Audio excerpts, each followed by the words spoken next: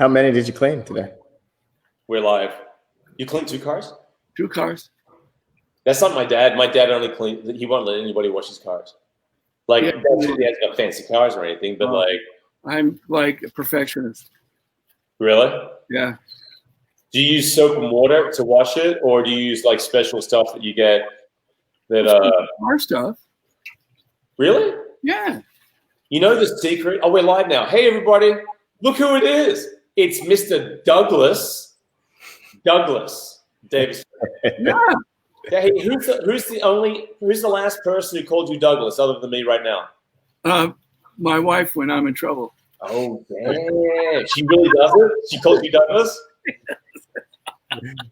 Oh, I love it. Yeah. How you been? How you been? How you been, Dougie? Well, locked down pretty much since Lee's service. Mm-hmm. So we've been home most of the time, yeah. Are you enjoying it? Strange. Are you enjoying the? Oh, can you see the comments, Dougie? There are people that like there's Pamela. She said, "Love you guys." Yes. So anyone, if you want any point, Doug, if we're boring you, because we know how easily we bore you, you're more than welcome to talk to people who are writing on the screen for you. No, it is not a lot has changed for me because if I don't have somewhere to go, I'm home anyway. But not being able to do it is an additional stress. I mean, you can go out to dinner or, it's weird. And then you go out, I used to laugh at the people when we'd walk in the Grove and the Chinese folks would have the masks on. And now we're all doing it. They got it right. But it's my question is, they were sick and they didn't want to infect other people. Right. But now it's like, right. Gross. Right. Well, my question is going to be, at what point, and when it goes back to normal, are people going to stop wearing the masks? And my theory is this. When someone finally walks into a supermarket or a bank wearing a mask and commits a robbery, then they'll say you can't wear a mask anymore. Up until then, I don't think anyone's going to care. I think that's already happened, hasn't it? I don't see how it couldn't have happened. I walked into the bank about 2 weeks ago. The guy walked in wearing a cap, sunglasses, and a mask. And in the past, you would tackle the guy straight away. Or so it would just get violent really quickly. Now people are like, oh, there's a guy with a mask on and like wearing a cap and sunglasses. So I was in England, and they don't allow you in a bank with the motorcycle helmet on for the same reason. That makes sense. Yeah. Did you try and go into the bank with a motorcycle helmet on? Oh, what did you do to find that out? Yeah, how'd you find signage I read, and it said, okay, take off your motorcycle helmet. So, Dougie, Kim Murphy misses you. I see Kim. I miss. So, Doug, is she in the middle? Where's Kim in the middle? No, that's Bryton in the middle. He looks like a Kim. No. In the Kim thing. I don't know what you guys see. Do you see the same thing I see where it says? It just pops up on the screen. Oh, I have a different one. Yeah. So, your yard looks beautiful, Doug. I've never seen any parts of your home. I must say that I do my own gardening. So I take that as a compliment. It looks fantastic. Thanks. It's like someplace I'd like to visit. You're welcome anytime. Do we have to socially distance? Huh? Do we need to socially distance while we're there? No, I'll just take your temperature. But that does anything. Oh, my God. So I have a show coming up. Well, you have a show coming up? Yes. I tape it on Thursday, I guess. And the protocols you have to go through are absolutely ridiculous. Well, Brian can tell you more about that if you'd like to know, because they're having us get tested twice a week. I've been in twice. But I can still get infected before I go in. That's true. They take our temperature. 15-minute test that they refuse to do. I remember when I was about 21, maybe about 22, I thought I'd been drinking and I wanted to drive. So I walked into the local police station and said, "Excuse me, I would like to drive." can you please give me a breathalyzer test to let me know if I'm over the limit?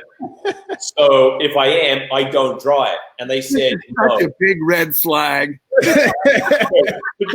They said, no. Hello, officer. I'm going to get hammered, but I want to know. That's such a great scene. How have we not written that into something? That's great. Well, there's an obvious reason why that hasn't been written, but that's a different discussion. But I said to the guy, I don't understand this. I said, I'd like to drive, and I want to make sure I do the right thing. Why won't you do it? You know what his answer was? I didn't even think of it. He said, I can breathalyze you, and then you can go and drink and get in the car and say, but the police officer breathalyzed me and said I was fine to drive. I said, well, I'm not going to do that. He says, I don't know that. It was Australia? Yeah. We've copied some of those idiotic measures. No, but in Australia, you don't walk the line. You don't do any of that stuff.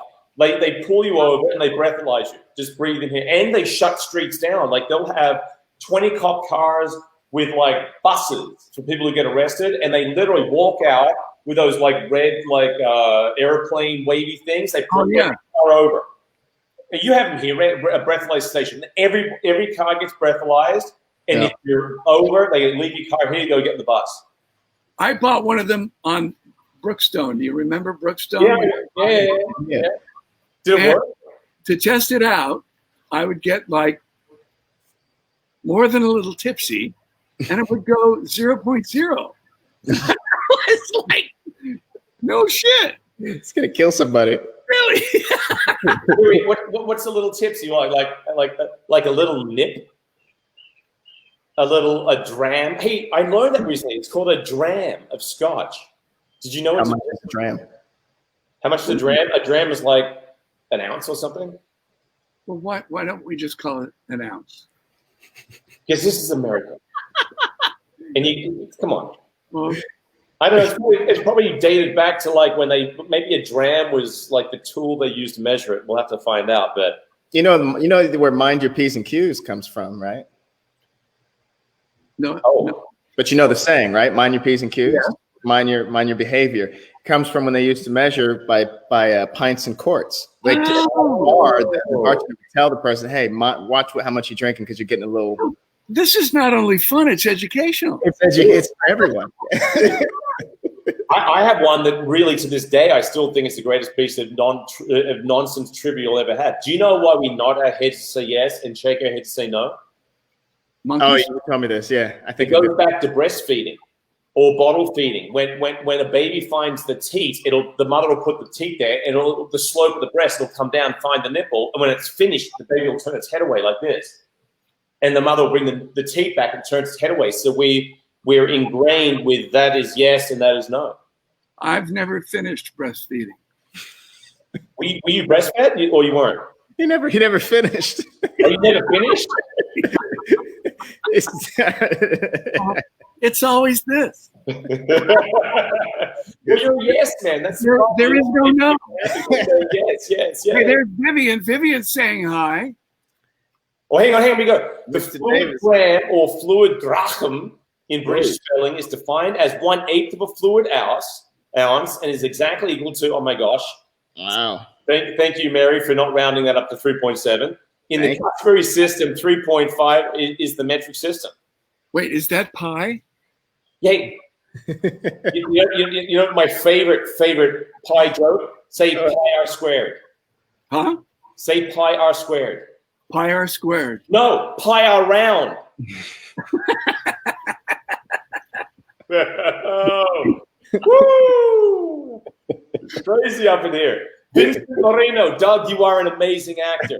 I want to go through some of these things because we have a lot of people. Doug, let me tell you something. You are loved. When I say loved, you're loved more than COVID. That's how loved you are. What? More than COVID. Great. Sure. They like people like you more than they like COVID. And I was very impressed to hear that. It made me actually think that you're doing something. Everybody's worried about the flu. Yeah. I'm wondering how we're going to catch the flu if we're all staying home and wearing masks. Well, I think I said this to Christian when we had Christian on. I said, I'm so concerned about the whole weakening my immune system by not exposing myself that someone needs to invent pills that have germs in them now, so you can constantly be polluting your body with something to make your immune system get stronger. When we go out there, we'll just get sick at the drop of a hat. I usually constantly pollute my body around 5 to 6. Really? Is that when you get called Douglas? No, it's just like cocktail hour. I know that. Oh, check this out. Are you ready for the best name yet? Wilhelmina van den Arend Matthäus. Wow. And she's up in Alaska. What a fantastic name. Yeah. Wilhelmina. Wow. If I had that name, I could never take the SAT test. Well, if you had that name, you'd never get in trouble. Over by the time I got my name. Douglas van den Arend Matthäus Davidson. By the time they've said that, you would have left the room. I know. So Dougie, everyone has been asking for so long the obvious questions, which we'll avoid here, but they want to hear about you and your first experiences at Y&R, what your first day was like, do you remember that? That was 42 years ago? Yeah, I actually have the episode. And it was with Nikki, who was not Melody Thomas. It was Erica Hope. Okay. And it was a half hour, right? So it's like 23 minutes. And we were making out. That was it. What, your first episode you had to make out with someone? Yeah. How long till you had your first love scene? You mean in bed? Very good point, because most love scenes are done on a couch. Yeah. Because then you don't have to build another set. Or how long till you had your first love scene on a couch? Oh, that would have been probably with Melody in 1979. Is that how you made Steve Burton? Oh, yes, I guess so. Oh, wow. Yeah. Right.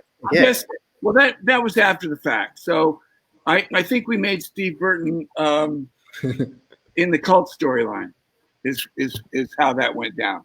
You were in a cult? Well, I wasn't, but Melody was. Okay.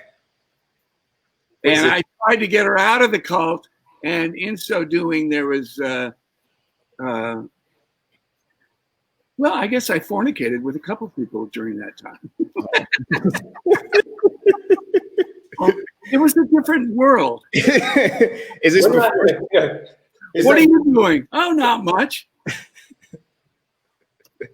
Yeah, why not? Was she a stripper yet, or was she not a stripper? I know, way before the Okay. stripper. Yeah.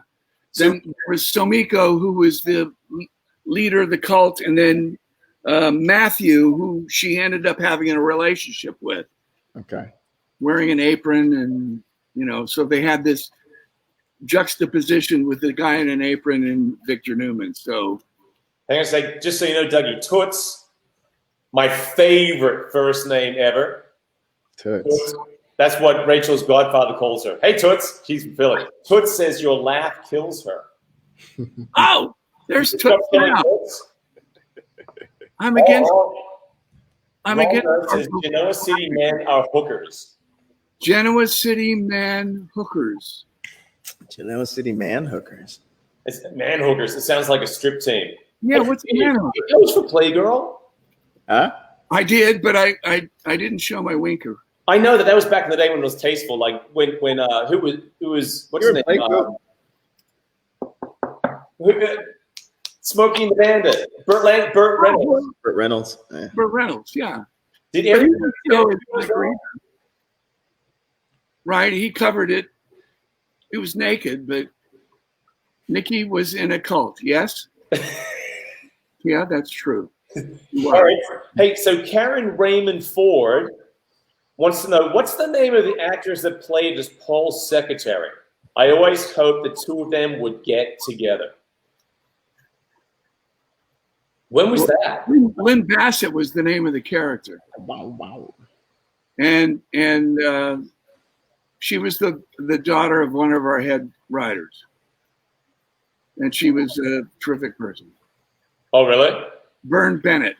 So let's get to that question. Everyone wants to know, when you had to bar Funzel Cricket as the character, and you knew that her father was watching upstairs on the thing, did that play heavily on your conscience, or did you? That's why my ego was so over the top.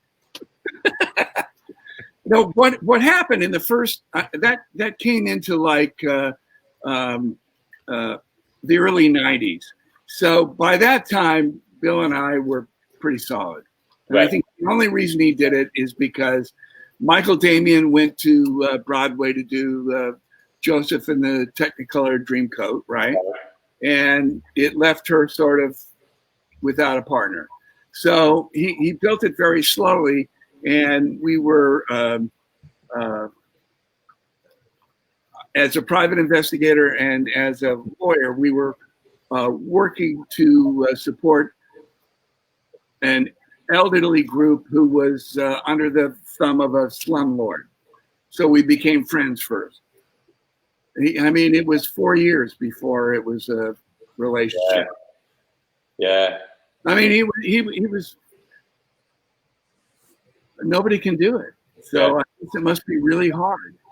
Let me ask you this: do you think that, given the speeding up of technology and the desire to have everything now, you can tell stories at that pace, or do you think that the viewers need everything fed to them fast now, or do you think good writing is good writing and storytelling can still take a long time? I think in any social intercourse, there is a hit. So you don't have to jump the story ahead, but there has to be something happening within a scene. There either has to be conflict or a question mark, or it doesn't have to be big. It just has to be. When they ran the old shows and they only did isolated episodes, how many people went, I want to see the next one? Yeah. Right? There was no big leap. Right. There was just, he had like 3 or 4 stories going at once. Right.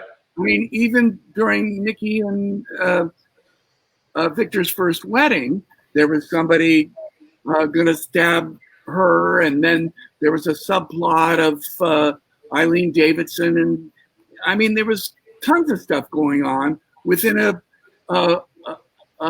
peak episode. So we don't have that. We don't even have that within a single episode.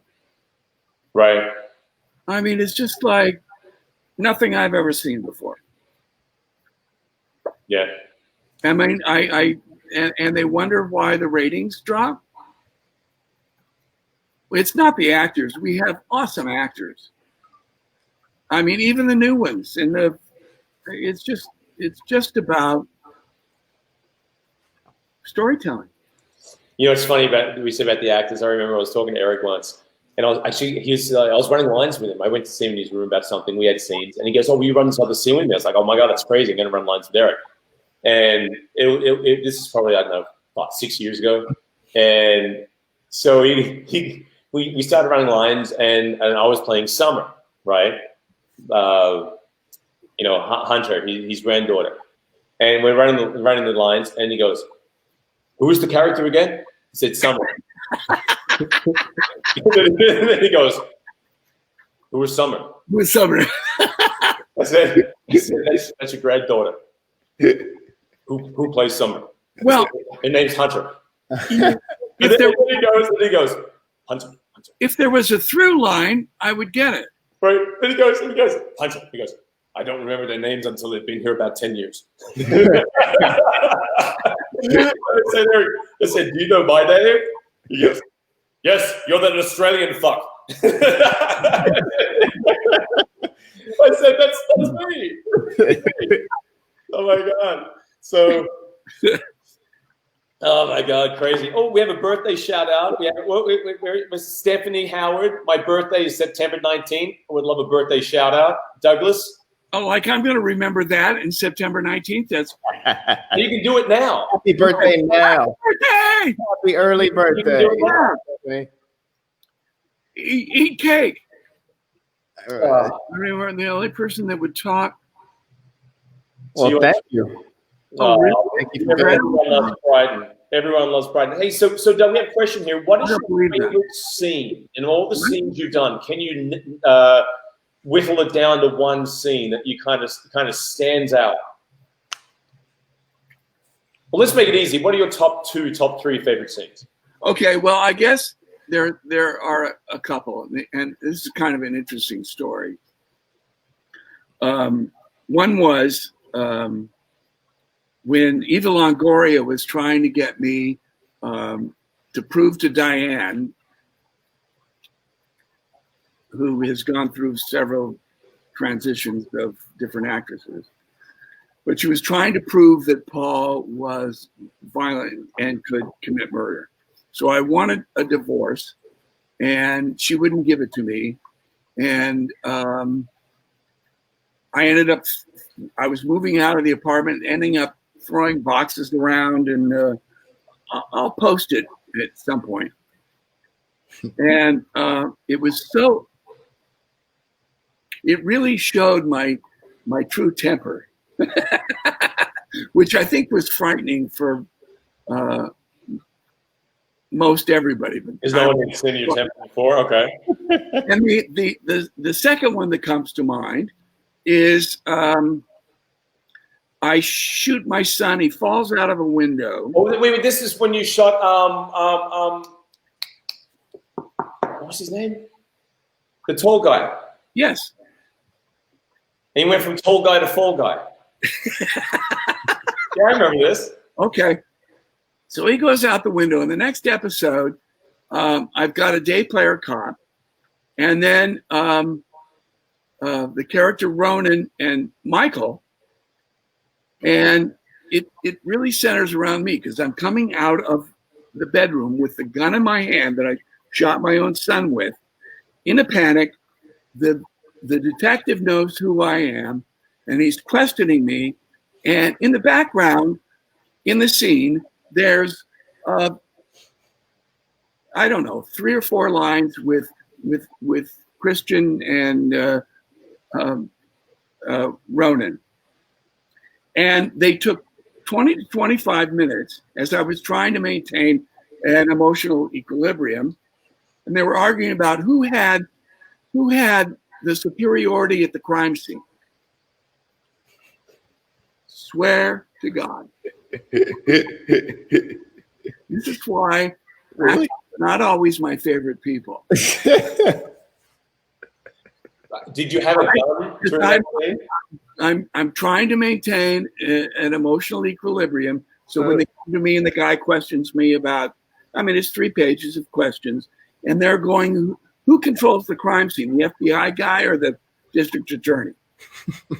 And it's not part of the script.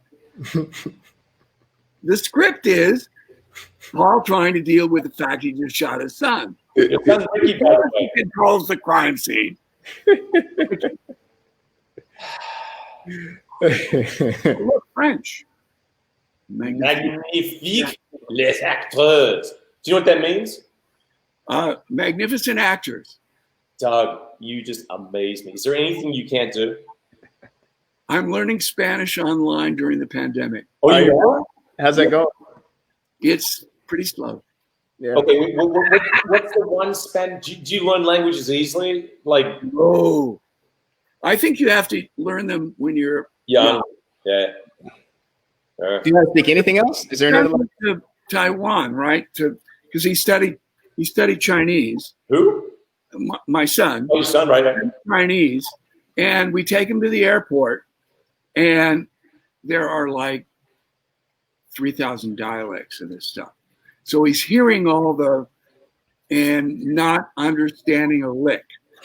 And I see the panic go across his face. I don't know, what is he, 19? And he wants mom and dad to leave the airport because he doesn't want to have them the ability to say, "Take me home." We lived there for like 6 years, and he said, "It's not going to happen." Really? Yeah. You lived in China for 6 years? Yeah. Well, Taipei. Taipei. Wow. Yeah. Where he's a Type A. Did you get that from you're a Type A as well? Not you're more, oh, you mean Taipei? Yeah. Taiwan. Taipei City. Sorry, I thought you meant like I thought you meant like Taipei, like Eric Braden. I'm missing this. A Type A personality. Oh, a Type A. Yes, definitely Type A. You know what's funny? There's a language. It's and actually, Brian and I brought this up in the past. We've talked. I think it's called Khoisie. It's the African clicking dialect, where they click. You know? Oh yeah. And Christoph and I always used to joke, and we'd be on set, and like when Paul Rausch was there, if we had scenes, we'd rehearse and we'd just start clicking with each other. No pun intended. We click, so we'd be clicking, right? And Paul Rausch would be like, "What are you doing?" We're rehearsing the scene, Paul. I just want to throw that in. I just thought it was funny. I had a couple of things with Paul. One, after the Cassandra storyline, he tried to get me and Cassandra to come to Santa Barbara. She did. I didn't. Hang on, I got my mini me bringing me something in. Come here. Put your little face here. Hey, Sebastian. you guys look like twins. I know. He's my mini. Yeah. It's crazy. All right, I love you, baby. Thank you so much. Thank you, love. Wow. Yeah, it's crazy. Incredible. Yeah. He has my sense of humor too. Huh? He has my sense of humor as well. Yeah, they have the same brain. I'm very proud for him. My daughter does. Really? Maybe my son too. It's hard not to feed on that. Yeah, I heard. Seriously. I heard that you're a Formula One fan. Yes. How have I never known that? I don't know, because America doesn't exist. Right? It doesn't exist. And we own it now. It's Liberty Media. Really? Yes. Yeah. It's all Liberty Media. So I mean, they're trying to build it in the US, but they've got to put it in Miami then. Yeah. Have you watched Formula E? Formula E has street circuits in Rome, London, all around the world. They have street circuits, and it's so exciting. But mind you, they don't have the noise pollution. The cars aren't as fast, but it's fantastic. But yeah. What's this one? Doug, you need another crazy relative to come to GC so we can see your incredible acting chops. Patty wasn't crazy in the beginning. Somebody made that along the way. It was Jack it was Terry Lester, who was fooling around on the side. She found out about it, and it was an act of passion. She shot him because on the day they got married, he was in bed with Diane. Sounds like a soap opera, Doug. You lost me. So, Bryton. Yeah. Daniel says that it's all about the car. Lewis is not all about the car. Now, Brian's a Lewis Hamilton fan to the core. I'm a huge Lewis fan. I don't think it's not 100% about the car for sure. It's not even 50%. Well, I've got a video of him in a cart. He's 13. Everybody else is 16 and 15. It's pouring down rain. I know exactly what you're talking about. He wins from the back. I know that video. Yeah. But that's because they're all in a 100cc car, which is the same engine, it's the same chassis, and it's in the rain. So what happens when you're the best driver? You get the best ride. That's true. He wouldn't have the best ride unless he was the best out there. Yeah. But I've also seen him. I just watched a kart race just the other day with Verstappen and crazy. Verstappen and Leclerc. Yeah. And Verstappen he led from start to finish. And Well, I don't think there's any question about his ability. Max, I think, is right now. If you put him in a Mercedes, I would love to see that. I would also say that just in terms of mental ability, I saw him take out Ocon. Yeah, I know. And lost the race because of that. I know. That like. I know he doesn't have the discipline that Lewis had even in Lewis's first year. Exactly. I know. And I will go one step further. I don't know of any athletes, and it would be hard to compare with NFL quarterbacks that have the kind of intellect that these drivers have. Oh, for sure. Yeah. I think they are way up on the IQ list. Did you watch Tom Brady yesterday? No, I watched the tennis. I watch tennis. Yeah. Wait, are you not a Tom Brady fan? I'm not a huge football fan, so okay. I enjoy sports that serve champagne. So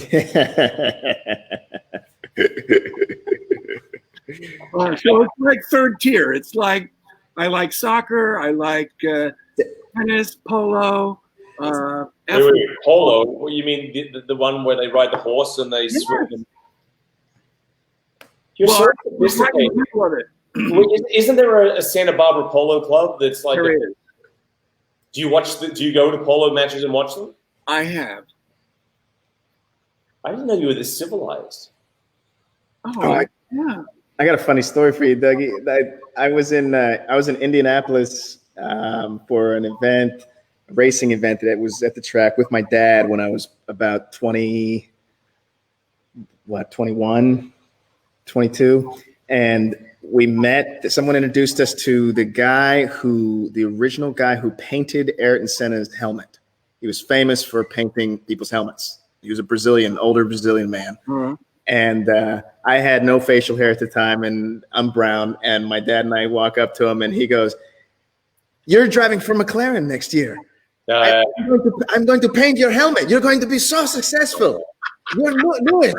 It's so nice to meet you." He gave me his card. He shook my hand. He was so excited to meet me because he thought I was Lewis Hamilton. I never told him otherwise. Actually. Yeah, it's a lot of. I was a fan when I was growing up, and then I lost interest because we had no coverage here. Yeah. And then we'd wake up at 4 in the morning and watch on Speed Vision. Sorry, I said my dad. I used to wake up at like 3, 4 in the morning and watch it on Speed Vision when they finally started airing it in the late '90s, early 2000s. Yeah. Yeah. I was gone by then because. I watched Mario because I had a Lotus at the time, a Lotus Europa. Okay, yeah. So it had a sticker on it that said World Construction Champions, and the 8 years or 6 years that were on the side of the car. And oft times I had to look in the back. It wasn't even covered. I could go to the LA Times and I couldn't even find the result of who won the race and this was before cable, obviously. Yeah. And then my daughter got me into it because her husband is a huge race fan, and now you can, there's, I've gotten up the last 2 weekends at 5:55 to watch the quali and the races. Oh yeah. So Doug, tell me this: why we have a couple of people asking why you became an actor. What is it that drew you to acting? And did you move to LA to pursue it? Or? You can't add, spell. my dad was a Caltech graduate. So, I mean, when math was an issue for me, he wasn't abusive, but it was like, what don't you get? What did your dad do? What did your mom and dad do? Did your mom work? What did your dad do? My dad was a chemical engineer. It was really my grandfather who was the jack of all trades. his father was he was born in Toronto, and his father came from Selkirk, Scotland, and started a furniture business in Toronto, and it's the house was Barbarians. If you know the restaurant Barbarians in Toronto, that was where my relatives grew up. And then he came to the United States, and he would do anything. He ended up working on the Royal Hawaiian Lath and Plaster. He learned how to be a CFO, so he became a CFO of a oil company. He got my dad into Caltech. Well, my dad got himself into Caltech, but he paid for it. And then at the oil company that he was working at, my dad ended up spending most of his career there. So this was the guy that put it all together. And he died I think in 1961. So I didn't know him that well. I would have liked to have known him because he would do anything to get it done. That's fantastic. So how did your dad finally feel when you landed on Y&R and you developed this incredible money? He always wanted me to have a backup. What's that? He always wanted me to have a backup. Even when you were working, he's like, do you have a backup? Do you have a backup? No, once I was working, it was okay. I probably should have had a backup when I was working. Yeah, you know, years. I mean, it must be. I don't know how. That must be a Guinness Book of Records thing for someone who's played a character. Are you the longest running character on television? You must be close to it. 42 years. There are people from days that went from radio to television. So that I'm close, but there are like 5 people ahead of me. Okay. And have you been on any other show? Have you ever crossed over from Y&R to B&B? No. Or? So when they did a thing in TV Guide about people that have been on for so long, I was the only one that remained the same character for the entire time, and that's because of Bill and Lee and the Bells. Yeah. I mean, he just keyed into who you were, and Eric and Mel and Christoph was another example of somebody he keyed into, and he could write story for. And it was odd because during that time I'd be doing stories on the television that were mirroring things I was going through in real life. Two girlfriends, it was just like, where does it come from? It's funny you say that, because I can say that in hindsight now, that I can look at my life and look at stories I played, and I can't tell sometimes if life was imitating art or if art was imitating life. Yeah. And it's interesting, the longer you are on a show or the more you have an opportunity for that crossover to take place, you start to, I'd always think, I said, Bryton, we're talking about this before with some other guests, and we're saying, like, because Bryton and Brittany, his girlfriend, who plays his love interest in the show, I said, if you guys are having trouble in storyline, does that bleed in and does it bleed back and forth, or do you try and cut that at the set and walk home as if nothing's on, or do you allow it to permeate through? What about you? Like, if your character is having problems at the show, do you find, like, with its love interest or whatever, do you find that you would bring it home, or do you find it easily just cut that and walk home and be Dougie Fresh? Or well, I had like since like 1992 a 2-hour drive home. Yeah. So a lot of that was flushed out by the time, but oftentimes not. I mean, I'm still angry about the way they handled my departure, or whatever you want to call it. Yeah. Less significant aspect of it. I mean, it was just kind of creepy. Well, look, I mean, all I can say is the amount of people. I remember Eric put out a tweet. Was it a tweet? I think it was a tweet a couple of weeks ago, and it was about you. And people just explode with their true sentiment and feelings. And it's interesting when you see the love, and that's one of the things. Like a lot of people will be like, Doug Davidson, we want Doug, we want Doug, we want Doug. And I think that's the hard thing. And I can speak from experience here. I mean, I don't compare myself to you because, I mean, you're a legend and an icon. And I'm just, you know, I'm the guy that Eric Bryton finally learned his name after 12 years. But, you know, it's difficult when you try to intellectualize something you can't intellectualize because there's no rhyme nor reason. There's nothing that makes sense about it. And when you're a logical person, you come from that chemical engineering DNA. You think that 1 + 1 is 2, but it isn't. Right. That makes sense. Well, that's where the wisdom of my dad comes when he said you should have a backup. I didn't see it coming. And you know, in those days, it was 3 networks. It was you know, all the people that made those decisions had nothing to do with the creative process of where our show is. Right. So it's and I can't even name them because I don't know who's making those decisions. Did you ever walk into the room with Bill and suggest storyline or question storyline? Oh, no, that was you learned that very early that that's not where you don't dip your finger in that pond.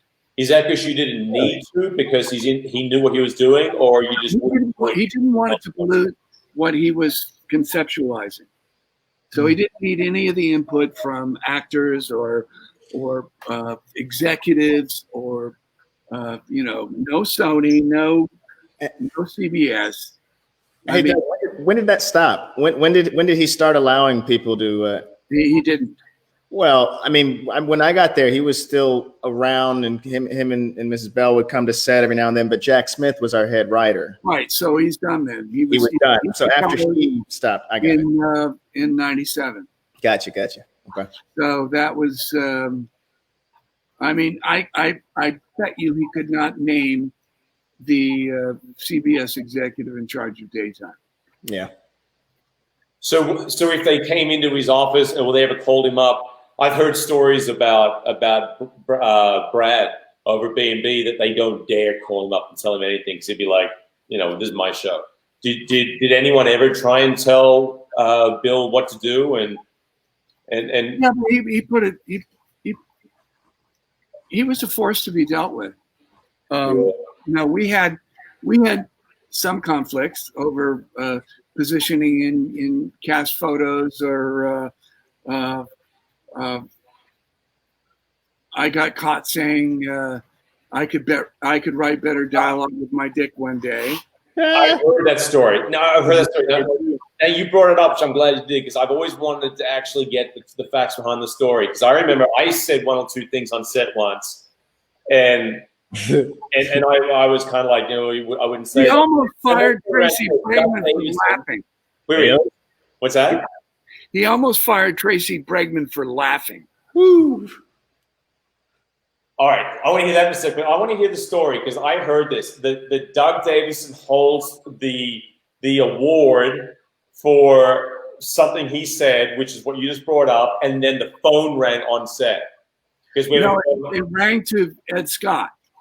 Okay. Ed Scott then came out and said, "Let's just get." Can you paint the scenario and the scene for everybody? Okay, so there was a woman that had a heart attack in Fenmore's, and the order of the dialogue went, "A woman had a heart attack." Oh, that's great. I think she's going to be fine. And so we were arguing about, you know, what do you mean? The fine comes after, you know, she's going to be okay. But it didn't tread like that. So I said that, and it was. For everyone who missed it, you said I could write better dialogue with my Johnson.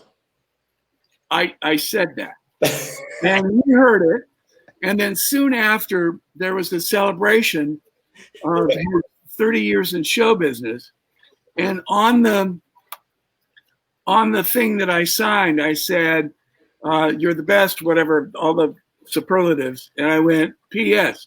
You'll never guess what I'm writing this with." Oh my God. So did you have to go and did Bill ever bring that up to you? Did he ever? Never. See, that's how like legend, like stories evolve. I heard that the phone rang on the set and the production stopped and Doug had to go and see Bill and it went on. No. In fact, I think he loved me so much that he didn't want to do that. And he knew, I mean, in my heart, it was an aside with 5 lines of dialogue. Right. But I mean, that's how seriously he held his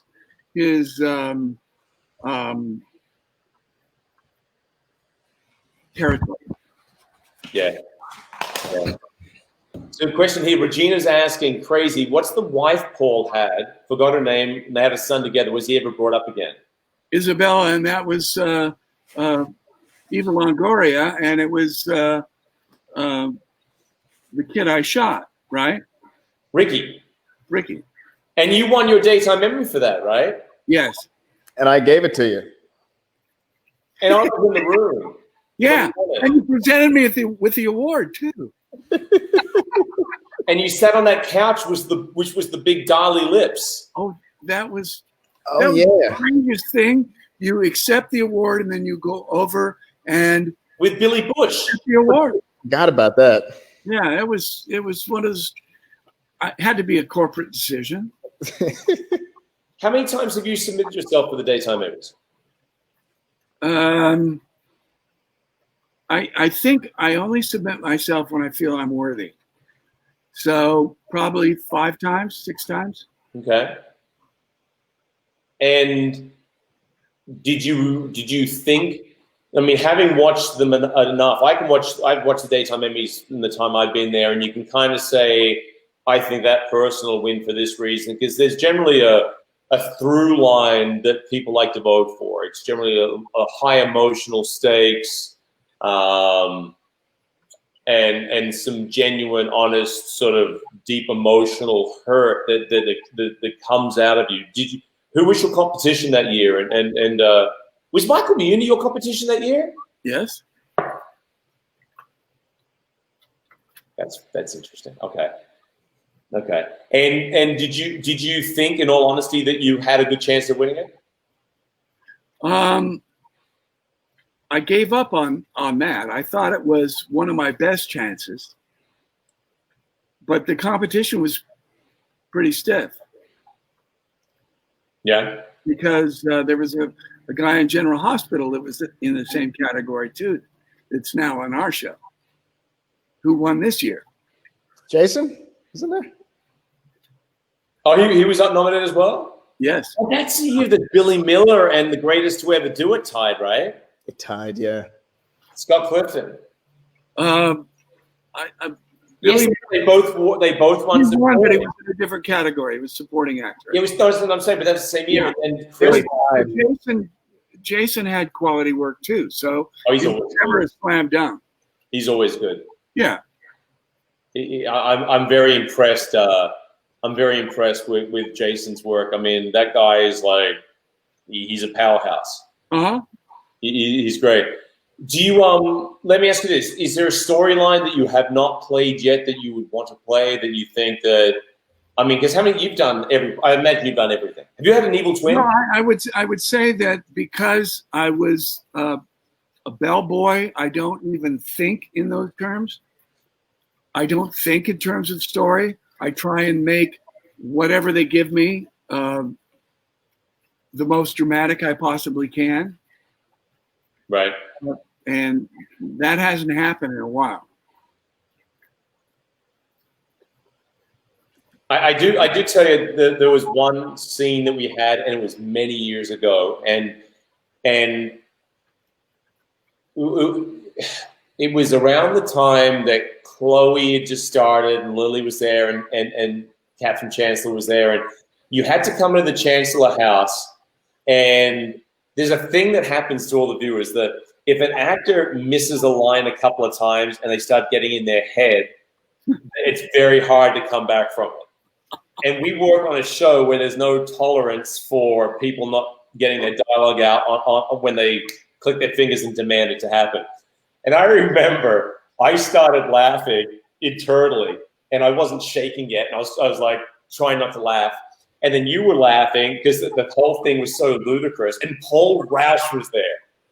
And this guy got so mad that we weren't getting the dialogue out, and he thought because we were messing around. But, you know, it's one of those things I learned from you, that in that situation, you know, you can't allow the people in charge to fluster you, because if you do that, you'll never come back from it. And you kept your composure in such a way that it taught me so much about grace and just, you know, soldiering on through an experience. And I've never told you that. And you also, on the very first day I came to work, I remember I met you and Peter, and you both took me under your wing. It's like, if there's anything you ever need to know, you won't remember this, of course, but, you know, I always want to say thank you for that as well.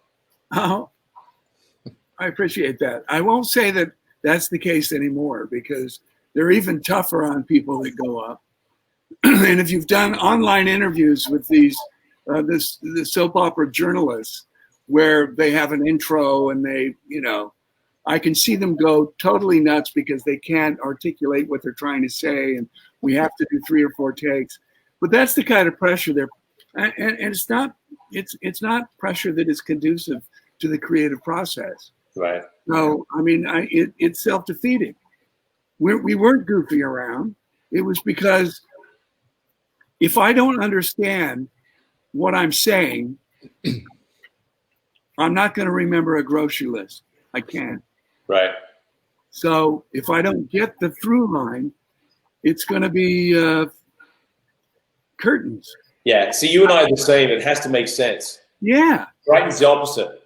If it doesn't make sense, Brighton, it doesn't even matter. I've seen Brighton deliver dialogue that I could never have learned or said ever. I'll have to rewrite it, and then they'll get mad.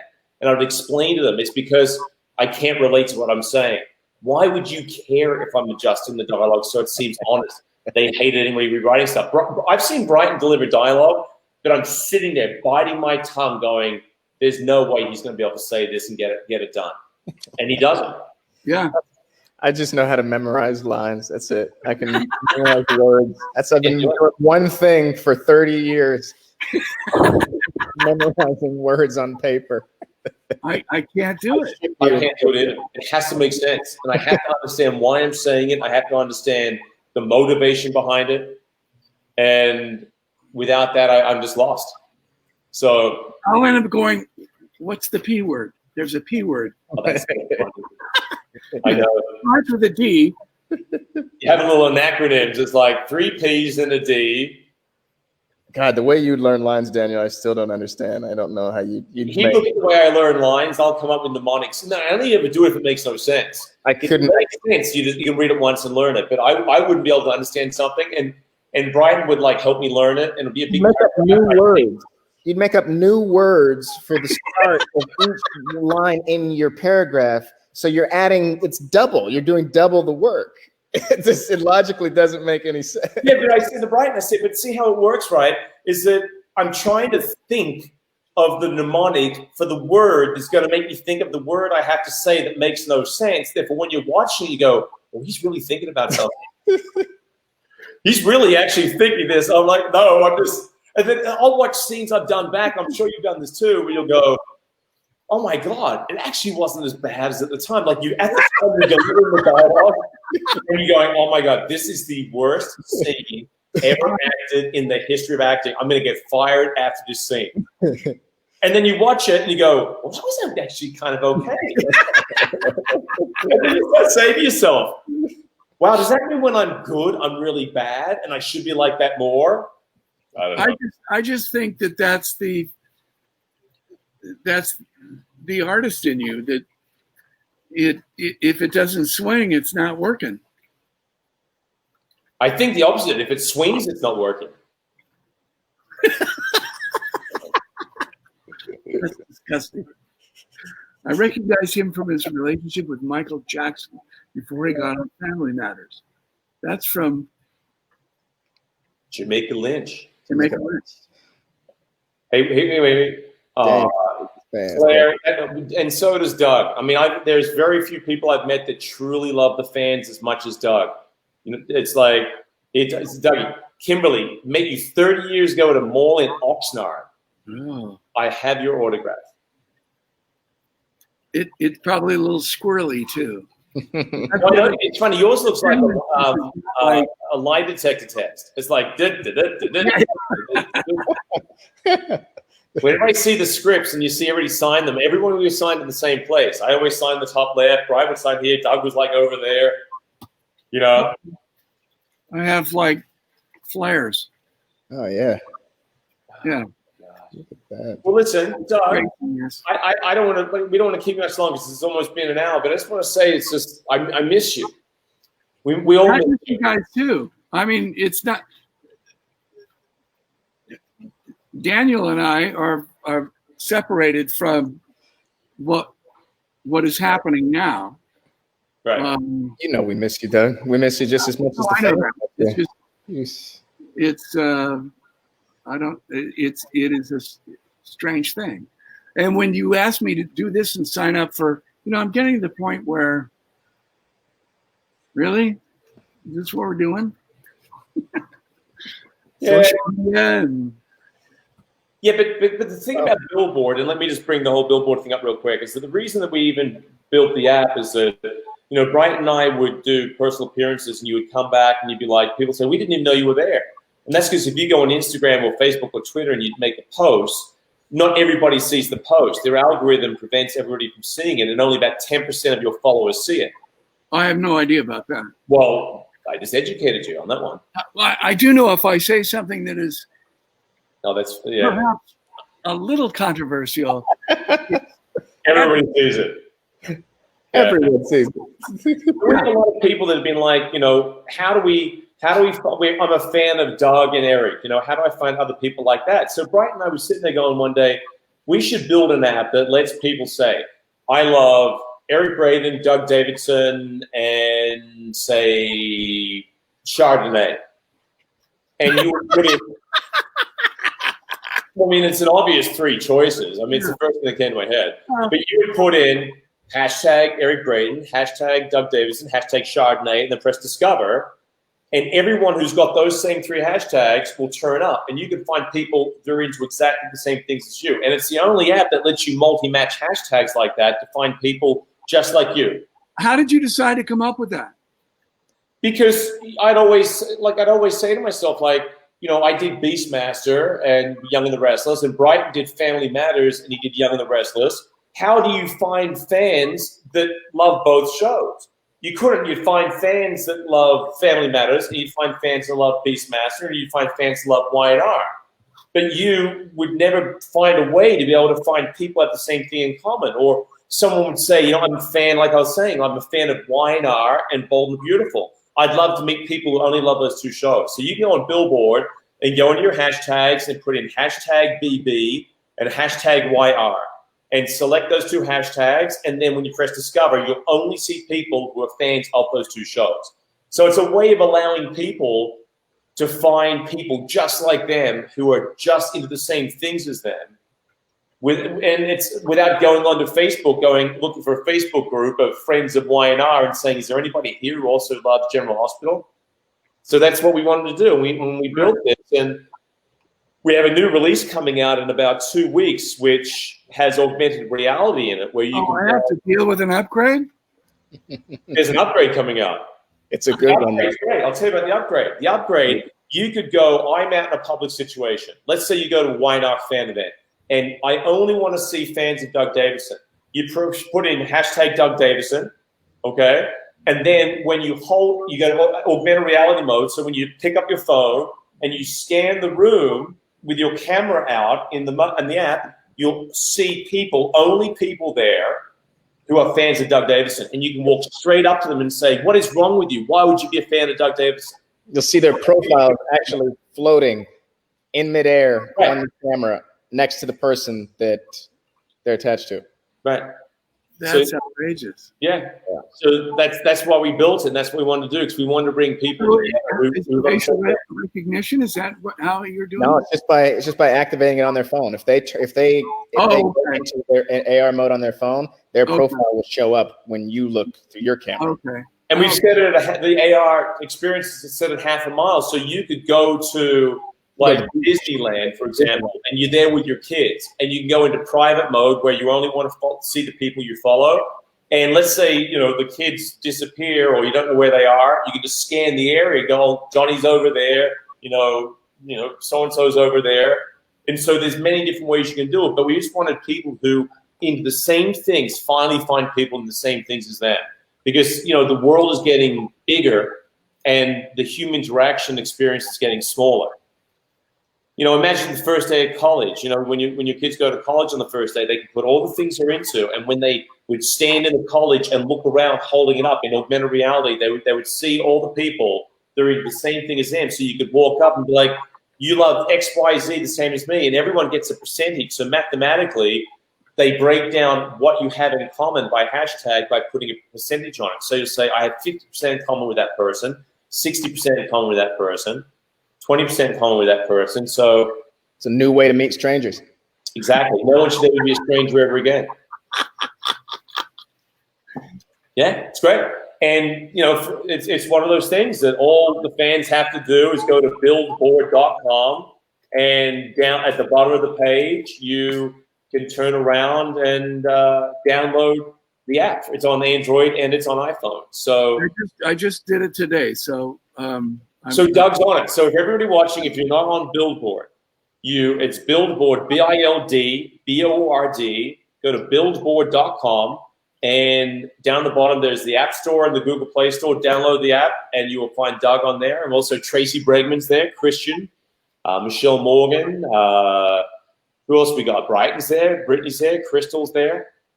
It's a lot of the guys from mine are there. So, and the fans follow them, and you can stay in touch. And it's a great way to find people who are into the same things as you. Very few people the same things I'm into. I thought you had a halo behind you, Dougie. That was actually the sunset. It was. It's beautiful. Yeah. It's beautiful. Yeah, it was. It was great moving up here. Although for 25 years I've been driving 4 hours round trip. It's a big deal. Yeah, traffic gets worse too. It's not come down for a useless COVID test. It's even more frustrating. Well, you have to go down and get a COVID test on there. Yes. No, he has to come to work to get a COVID test. I worked. I went down on Tuesday and again on Friday.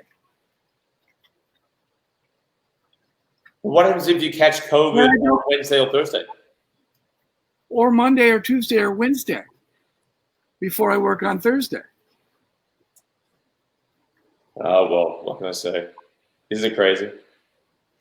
Hey, Bryton, Jametta Carpenter would love to know what would be your ideal storyline being? Who on the show you haven't gotten to work with yet would you like to work with? And the answer is Doug Davidson. The answer is Doug Davidson. Paul Williams. I would love to. The only time I really got to work with you, Doug, was when Hillary went missing, with Christoph kidnapped Hillary. Right. And you and Steve Burton were trying to help me find I'm so shocked to find out they're twins. Isn't that amazing?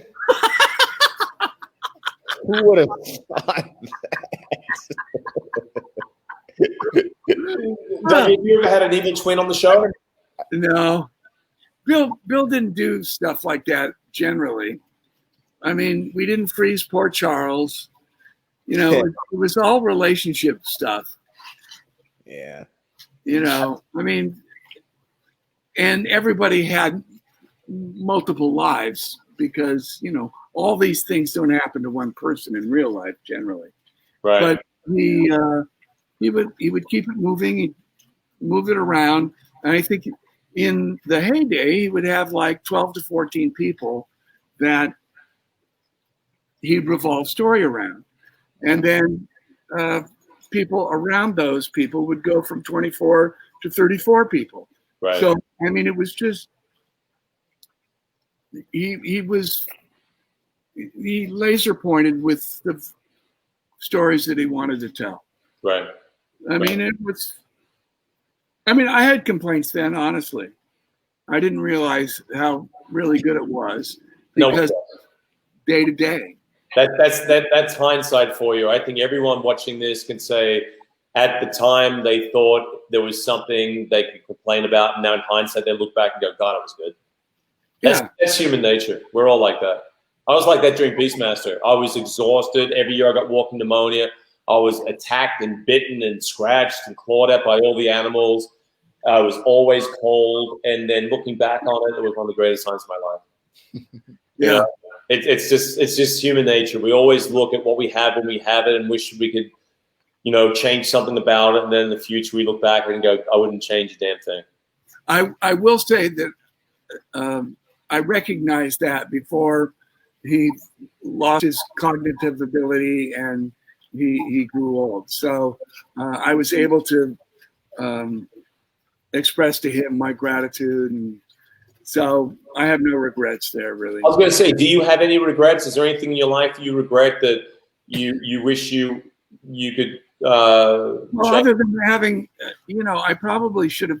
It was so intense at the time. I mean, we were working 4 and 5 days a week. It was 40 pages of dialogue, and there was really no time to have a backup plan. So, I mean, that's all it was. And it wasn't really obvious to create something that you want to have a rainy day thing for. Right. Because it was so constant. Right. I mean, it was only when he was no longer at the helm did things start to fall apart. Interesting, isn't it? Dougie, Marilyn here says, Paul, I love the storyline back when your dad was on the police force and you had to lie to him that you were working undercover. Yes, that's true. I was working undercover to prove that he was set up by the mob. So I joined the mob, and everyone had to believe that I was part of the mob. I grew a beard, and Wayne Gretzky was part of the mob from so it was pretty fun. Wes Kenny was in charge then, and he was an amazing producer, probably the best one we ever had. Really? Yeah, because he'd run out on stage for every note, and he'd go, "Make it work! I don't care what you have to do." And he had, I don't know, he had $432 worth of change in his pockets. He could always, and he wore shirts that looked like a picnic table. But man, he knew how to make a show. What was the one that best shows in a row? Oh, really? Yeah. What was the line from Ed Scott? Was it funnier and faster? Ed Scott? Didn't he say funnier? Make it funnier and faster, or Pace and vitality. No, that was Genie, wasn't it? No, that was Genie. Energy, pace, and vitality. I remember Ed Scott telling us pace. That's what I remember Ed saying too. Ed, you're going to marry Amanda. People admit that Ed learned a ton of stuff from Wes Kenny. Okay. Ooh, Goddard Bryton, are you going to marry Amanda? I don't know.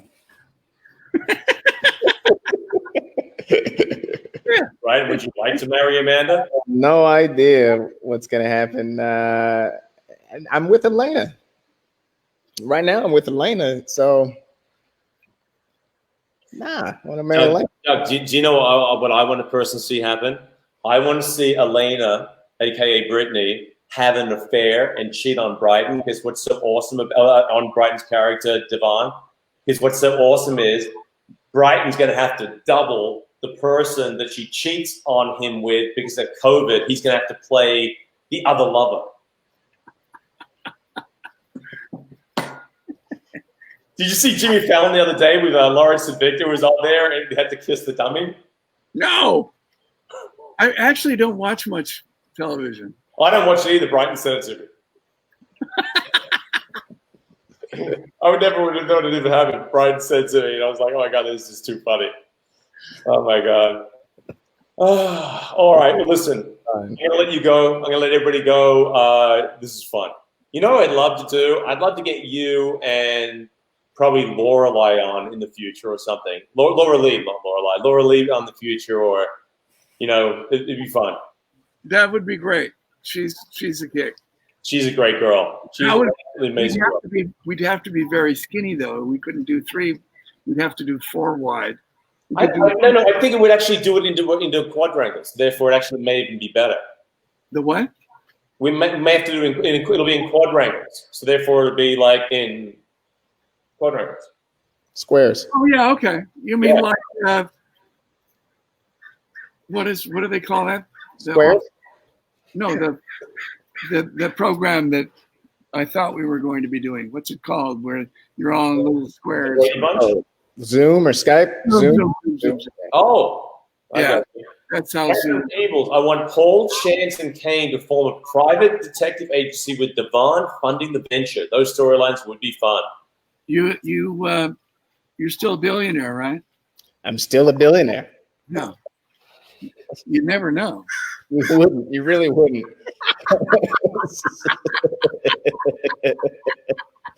You never know. It got taken away from me. I gave it all away for a year, and then they gave it back. At least you don't have that stupid thing stuck to your head. That's.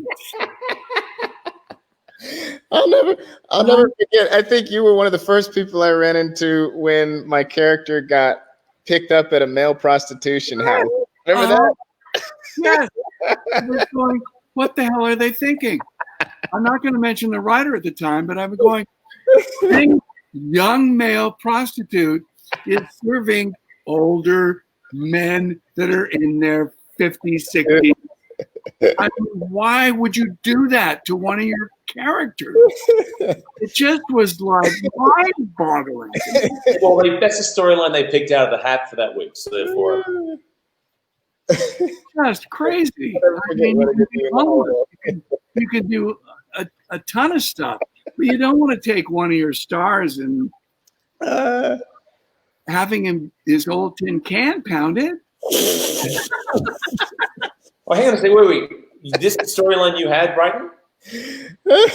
No, I was sleeping. Started around it until it got to the network, and then it was like whoosh. Yeah, no, I ran away from the Winter's house because I slept in a park, and some guy came and said, "Hey, do you need a place to stay?" And I said, "Sure." And then the place I was staying got raided in the middle of the night, and it was a male prostitution ring, and I didn't know what it was. I wasn't involved or anything. I just was staying the night at some place. You didn't realize when you got there was something amiss? Yeah, I got there real late. Something didn't make you go, there's a scent in the air that is familiar to me. Yeah.